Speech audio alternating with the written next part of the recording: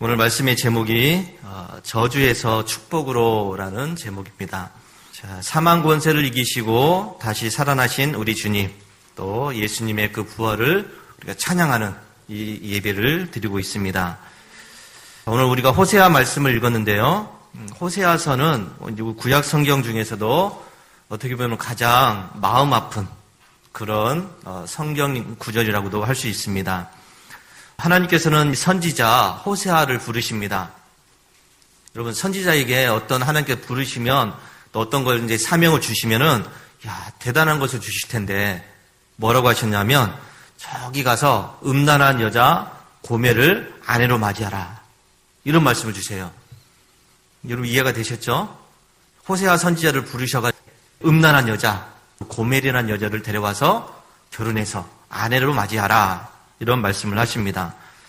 이 부정한 여자를 아내로 맞이하라는 이 하나님의 말씀도 이상하고 또 그것을 해야 되는 선지자 호세아도 좀 하기가 좀 쉽지 않은 그런 일이죠. 하나님 좀 일을 시키려면 좀 보기 좋은 거, 좀 대단한 거, 그래도 남한테 손가락질 받지 않는 그런 거를 시켜야 되는데 지금은 그 일을 하라는 겁니다. 자, 그렇다면 왜 하나님께서는 이런 가혹한 명령을 내리셨을까 하는 것이죠. 그것은 당시 이 시대적인 상황, 또 종교적인 상황, 정치적인 상황과 맞물려 있습니다. 당시 이 북이스라엘의 그 나라는 엄청나게 또 타락한 그런 나라가 되고 말았습니다. 겉으로는 번영했지만은 우리 속으로는 우상을 숭배하는 그런 사람들이 많아졌죠. 종교적인 타락이 있었습니다. 영적으로 또 깨어진 그런 나라가, 그런 시대가 바로 호세아 선지자가 있었던 그런 시대입니다. 자, 이것은 하나님께서 그 음란한 여자, 부정한 여자를 아내로 맞이하라는 것은 당시의 시대적인 상황이 그렇게 되었다는 것이죠. 음란한 여자, 그 여자처럼 너희들의 나라가 지금 그렇게 타락했다. 영적으로 깨어졌다는 것을 말씀을 하고 있는 겁니다. 오늘 우리는 이 영적으로 깨어진 이 현장에서 시작된 하나님의 놀라운 은혜와 사랑, 그리고 이 선지자 입장에서는 감당할 수 없는 그런 사명을 부여받았는데 그것을 또 행해야 되는, 순종해야 되는 또 이 호세아 선지자의 마음도 우리가 함께 생각을 해보려고 합니다. 먼저 호세아의 가정에서 태어난 이제 세 아이가 있습니다. 그 음란한 여자를 데리고 와서 결혼을 해서 아이를 낳기 시작합니다. 자, 첫째 아들 이름이 뭐냐면 이스르엘이라고 지었어요. 이스라엘이 아니라 이스르엘. 이게 무슨 말이냐면 하나님께서 흩어버리셨다 하는 뜻이에요. 그러니까 이스라엘 당시 상황을 하나님께서는 흩어버리셨다. 그것을 이제 상징을 하고 있습니다. 버렸다는 얘기죠. 내가 너희들 나라를 버렸다 하는 것을 이 아이의 이름을 통해서 보여주고 있습니다. 호세아가 첫째 아들을 부르면서 하나님께서 이 나라를 버렸다. 하나님께서 이 나라를 흩어버리셨다. 그거를 지금 부르고 있어요. 결국은 죄의 결과로 인해서 하나님과의 관계가 깨어졌다는 것을 이야기하고 그래서 모든 것이 흩어져 버리는 버림받은 또 심판을 이제 상징을 하고 있습니다. 또 둘째 아이가 태어났습니다. 둘째 아이의 이름은 로루하마라고 이제 지었습니다. 로루하마. 이 노자 앞에 있는 로는 부정의 말이에요. 노라는 얘기입니다. 이제 부정하는 얘기죠. 루하마는 어머니의 자궁을 뜻하는 그런 말인데 어머니의 자궁 속에서 아이가 편안하고 안전하게 보호를 받는 그것을 이제 이야기하는데 앞에 로가 붙었어요. 부정한다는 이야기죠. 결국은 하나님께서 이 나라를 평안하게 안전하게 그렇게 지켜주지 않는다는 것을 상징을 하고 있습니다. 소망이 끊어진 상태를 이야기해요. 자, 또 셋째 아이가 태어납니다. 이 아이의 이름이 로암미라고 지었어요. 이게 무슨 말이냐면 너희는 내 백성이 아니다. 아예 이제 대놓고서 말씀하십니다. 셋째 아이의 이름을 지었는데 이름이 로암미. 너희는 이제 내 백성이 아니다. 호세아 선지자의 이 세 아이의 이름을 통해 가지고 하나님께서 지금 이스라엘을 향해서 어떤 마음을 갖고 계신지를 이제 보여주고 계시죠. 여러분, 이것이 바로 부활 이전의 우리의 모습이라는 것을 기억하시기 바랍니다. 하나님께서는 우리를 완전히 버리셨습니다. 그리고 너희는 이제 내 백성이 아니다 라고 선을 하신 것이죠. 하나님의 은혜, 하나님의 평강과는 상관없었던 사람들이 바로 부활 이전의 우리의 모습이었습니다. 그래서 우리는 흩어져 버렸고 하나님의 긍휼 밖에서 살 수밖에 없었고 또 그분의 가정 명부에서 제명된 그런 존재였다는 것이죠. 마치 바닥에 떨어진 산산조각난 그런 질그릇처럼 도저히 이제 다시 쓸 수 없는 그런 버림받은 인생, 저주받은 인생이 바로 저와 여러분의 모습이었다는 것을 기억하시기 바랍니다. 그런데 이 버림받은 인생, 끝난 인생, 깨어진 인생, 여기서 하나님 말씀이 끝났다면은 우리는 예수님을 안 믿어도 돼요. 다 끝났는데 뭘 믿습니까? 그런데 우리에게 은혜를 주셨다는 것이죠. 다시 살 수 있는 길을 열어주셨습니다. 그래서 우리가 예수님을 믿는 것이죠. 이제 깨어진 인생을 대하시는 하나님의 독특한 방법을 우리가 생각을 해보려고 합니다. 자, 일본에는 여러분 킨츠키라고 하는 예술적인 도자기 수리법이 있다고 그래요. 들어보셨나요? 킨츠키 기법이라고 해서. 자, 도자기가, 우리나라는 도자기가 이제 만들면 보기 싫고, 또 뭔가 잘못되고, 그리고 이제, 중간에 금이 가면 도공들이 그걸 깨버려요. 이거 뭐 누구한테 주지도 않잖아요. 그런데, 이 일본의 이 킨츠키 수법은 뭐냐면, 깨어진 도자기, 만들다가 흠이 있고 뭐 이렇게 문제가 생기고 깨어졌다. 그러면 그 깨어진 조각들을 다시 붙이는 방법입니다. 이게 이제 일본의 킨츠키 기법인데 어떻게 붙이냐면 먼저 이제 깨어진 조각들을 모아야 되잖아요. 깨어진 조각이 하나라도 없으면 안 돼요. 조그만 조각이라도 다 모아야 됩니다. 그래서 아무리 작은 조각이라도 없으면 안 되기 때문에 다 모으는데 하나님도 마찬가지죠. 죄로 인해서 비참하게 버려진 인생, 깨어진 인생, 버림받은 인생들, 우리를 쓰레기통에 다 던져버리시는 것이 아니라 그 깨어진 우리의 인생들을 하나하나 소중하게 모으시는 것이 하나님의 방법이라는 것입니다. 하나님은 우리가 잘 될 때, 좋아질 때, 멋있어질 때만 받으시는 것이 아니라 그야말로 가장 밑바닥에 내려가셔서 버림받은 그런 우리의 모습 하나하나를 다 모으신다는 것을 기억하시기 바랍니다. 그것이 바로 우리의 모습이에요. 이것이 바로 하나님의 은혜라고 할 수가 있습니다.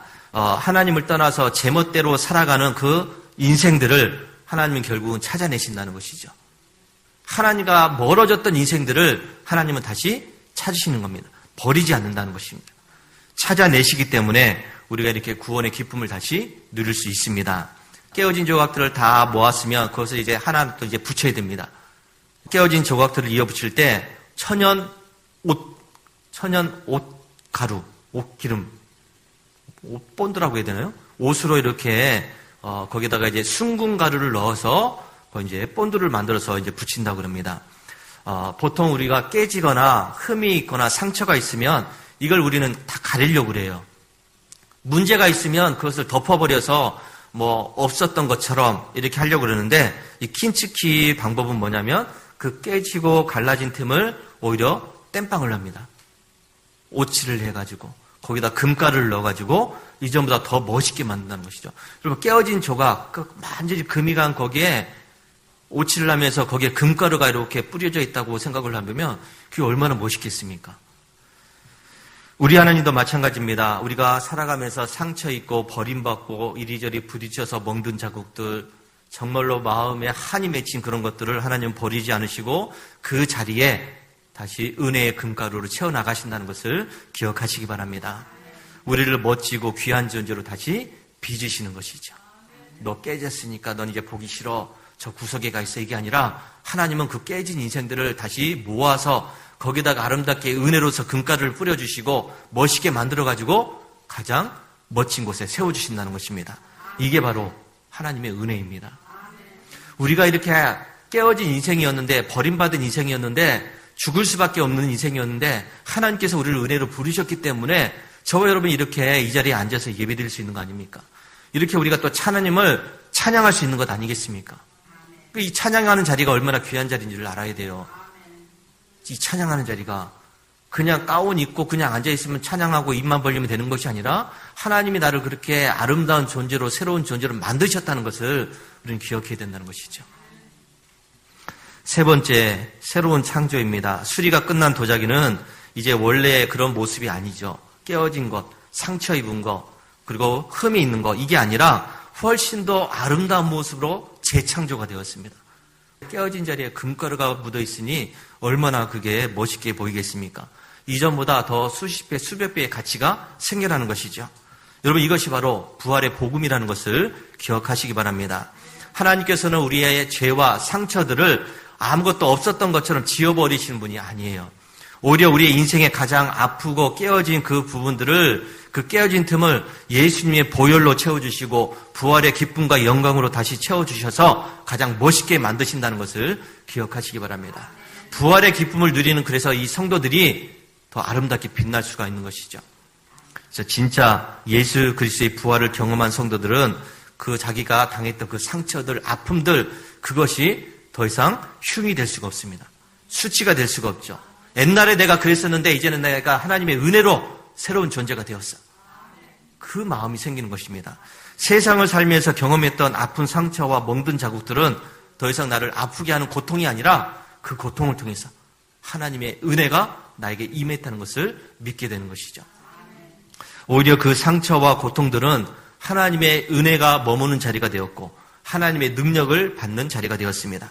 하나님의 그 큰 사랑을 깨닫는 자리가 되었습니다. 그래서 세상에서 가장 아름답고 영광스러운 금빛 흔적으로 우리가 아름답게 빛날 수 있는 것입니다. 우리가 처음부터 멋있는 인생, 아름다운 인생, 그럼도 사람들이 볼 때 영광의 그런 인생이 아니었죠. 우리는 다 버림받은 인생입니다. 상처받은 인생이고 깨어진 인생입니다. 그 인생들을 우리 주님께서는 부활하심을 인해서 우리의 그 상처를, 고통을 아름답게 만드셨다는 것을 잊지 마시기 바랍니다. 하나님은 내가 사랑스럽기 때문에 사랑해 주시는 것이 아니죠. 우리가 사랑받을 구석이 어디에 있습니까? 하나도 없어요. 하나님은 우리를 사랑하시기 때문에 나를 그렇게 사랑스러운 존재로 빚어 가신다는 것을 믿으시기 바랍니다. 자, 그렇다면 나의 이 고통스러운 삶을 아름답게 빛나는 그 금가루를 채우기 위해서 하나님은 어떤 대가를 치르셨는가 하는 겁니다. 그냥 하나님은 깨어진 인생을 갖다가 그냥 붙인 것이 아니라 하나님이 하신 일이 있어요. 우리를 그렇게 아름답게 만들기 위해서 하나님은 고통을 당하셔야 했다는 것입니다. 여러분, 이걸 우리는 잊지 않아야 돼요. 하나님은 고통을 당하셨습니다. 아픔을 당하셨어요. 왜요? 나를 살리기 위해서. 나 같은 버림받은 인생을 살려주기 위해서 하나님은 엄청난 고통을 당하셨습니다. 자, 오늘 호세아 3장에서 이 고멜이라는 여자는 남편의 사랑을 받습니다. 음란했던 여자인데, 부정했던 여자인데 선지자한테 시집 와가지고 아들 둘을 낳고 딸을 낳습니다. 세 남매를 낳았어요. 그러면 정신 차리고 살아야 되지 않습니까? 옛날엔 내가 그렇게 했지만 이제는 내가 거룩하게 살아야지. 우리 아들, 딸을 보면서 내가 좀 착해져야지. 정결해져야지. 이런 마음이 들어야 되는데, 근데 여러분, 이 고멜이라는 여자가 남편을 버리고 아이들을 버리고 집을 나가버렸습니다. 다 버리고 나갔어요. 그리고 다른 남자들을 찾으러 다닙니다. 또다시 음행을 하러 다닙니다. 여러분, 이런 여자가 더 어디에 있습니까? 그런데 여러분, 이 여자가 그렇게 아들도 버리고 딸도 버리고 남편도 버리고 그렇게 다른 남자 찾아서 음행하면서 그렇게 돌아다니면서 살다가 결국은 그 남자들한테 버림을 받아요. 그리고 노예 시장에 팔렸습니다. 자, 그때 하나님께서는 또 호세아에게 말씀하십니다. 가서 다시 그를 사와라. 노예로 팔려간 그 여자를 다시 사와서 다시 사랑해줘라 하는 말씀을 주십니다. 여러분, 가능하겠습니까? 여러분이라면 그 하나님 말씀을 순종할 수 있겠어요? 나를 버리고 이 어린 아이들을 버리고 집을 나가서 부정한 짓을 해버리는 그 여자, 그 이제 다 쓸모없으니까 버림받아가지고 노예시장에 팔렸던 이 여자를 다시 사오라는 겁니다. 돈을 주고 사와라. 그리고 다시 아내로 맞이해서 엄마로서 아내로 살 수 있도록 사랑해줘라 하는 말씀을 주십니다. 온갖 더럽고 추한 일을 하다가 그 노예시장에 팔려버린 그 여자를 돈 주고 다시 사오라는 이 하나님 말씀, 이거 할 수 있겠어요? 자, 여러분, 이거 아무 일도 없었던 것처럼 그렇게 할 수 있겠습니까? 불가능하죠. 근데 여러분, 호세아는 또 그것을 순종해요. 하나님 말씀이니까. 그래서 자기의 전 재산과 다름없는 은 15개와 보리 한 호멜 반을 내놓고서 그것을 사옵니다. 은 15개, 보리 한 호멜 반. 자, 이것을 당시 시세로 환원을 해서 봤더니 은 30세겔이 됩니다. 여러분, 이 숫자가 보니까 뭔가 의미가 있어요. 자, 출애굽기 21장 32절에서 은 30세겔은 죽은 노예 한 명의 몸값이에요. 노예가 죽었는데 그 노예를 은 30에 사올 수 있어요. 죽은 노예 사와서 뭐합니까? 근데 은 30을 주고 그 노예를 살 수 있었다는 것이죠. 마태복음 26장 15절에서 가룟 유다가 예수님을 팔 때 얼마를 줬다고요? 은 30냥을 받고 팔았습니다. 가장 존귀하신 하나님의 아들이 가장 천한 노예의 가격으로 팔리신 것이죠. 호세아가 은 30세겔을 주고 고멜을 사온 것처럼 우리 주님께서는 자기의 생명을 내주고서 그 대가를 지불하시고서 온갖 죄와 허물로 더러워지고 깨진 우리 인생들을 그 죄의 시장에서 사오셨다는 것을 믿으시기 바랍니다. 여러분, 그 온갖 죄를 짓고 부정한 짓을 하고 결국은 버림받아서 노예 시장에 팔린 그 고멜이 바로 저와 여러분이라는 것입니다. 저 여러분이 그렇게 버림받았는데 우리 주님께서는 은 30을 주고 다시 우리를 사오셨다는 겁니다. 여러분, 이런 은혜가 어디에 있습니까? 그래서 십자가는 우리를 다시 사기 위해서 지불된 영수증이고 부활은 그 대가가 완전히 지불되어서 우리가 이제 하나님의 소유가 되었다는 것을 알리는 공식적인 선포예요.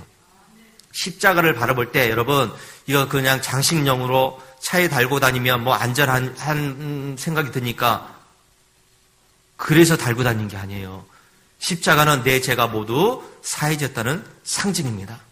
예수님께서, 하나님께서 나의 모든 죄를 다 지불하셨다는 그 보증수표예요. 십자가를 보면서 그것을 우리가 생각을 해야 되는데, 이 십자가 멋있게 달고 다니고, 그럼 폼따게 다니고, 뭐, 금으로 만들어 다니고, 뭐, 차에다 붙이고 다니고, 이러면 평안해지고, 그게 아니에요. 그걸 보시면서 나의 죄가 사해졌구나.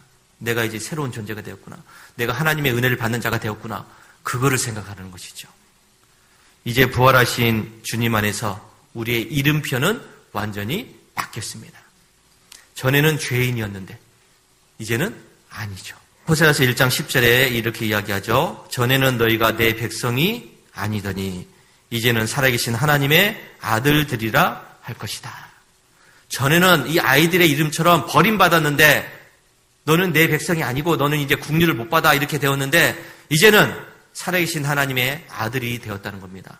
하나님의 백성이 되었다는 것을 이야기를 하고 있습니다. 오늘 우리 주님의 부활을 맞이하는 이 시간에 이제 우리는 더 이상 흩어진 존재가 아닙니다. 하나님께서 이제 축복의 씨를 뿌리는 옥토가 되었다는 것을 믿으시기 바랍니다. 여러분은 이제 국률 없는 자가 아니라 하나님의 그 국률하심을 입는 하나님의 사랑을 받는 자가 되었습니다. 오늘 이 아침에 주님의 그 킨츠키 장인의 손길로 우리를 부르셨습니다. 혹시 여러분의 삶이 깨어진 도자기처럼 산산조각 나서 버림받고 쓸모 없어졌다고 생각을 하십니까? 실패하고 상처 입고 버림받았고 질병 때문에 고통을 당하고 그 갈라진 인생들 여러분 낙심하지 마시기 바랍니다. 부활하신 주님께서는 우리의 그 고통과 상처와 아픔들을 다 감싸 안으시고 은혜의 금가루로 새롭게 채워주셔서 저와 여러분을 아름답게 빚으셨다는 것을 믿으시기 바랍니다. 하나님의 손길을 통해서 저와 여러분 이제 은혜 받은 자가 되었습니다. 은혜로 빚어진 자가 되었습니다. 하나님의 사랑을 입은 자들이 되었고 하나님의 아들, 딸로서 자녀로서 살 수 있게 되었습니다. 우리가 이런 마음을 가지고서 이제 부활주를 지내시기 바랍니다. 이제 우리는 저주받은 자가 아니라 부활의 증인으로 살아야 될 줄로 믿습니다. 너는 내 백성이다. 너는 내 사랑하는 자녀다. 이렇게 부르시는 주님의 음성을 들을 수 있게 되길 바랍니다. 여러분의 이 깨어진 삶 그대로를 가지고 주님 앞에 나아가시기 바랍니다.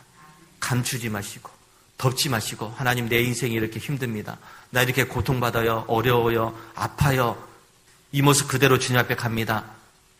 그 모습을 주님은 우리를 안아주십니다. 감싸주시고요. 은혜로서 다시금 새롭게 만들어주십니다. 모두 그런 인생이 되어서 하나님의 은혜를 누릴 수 있게 되기를 주의 이름으로 축원합니다.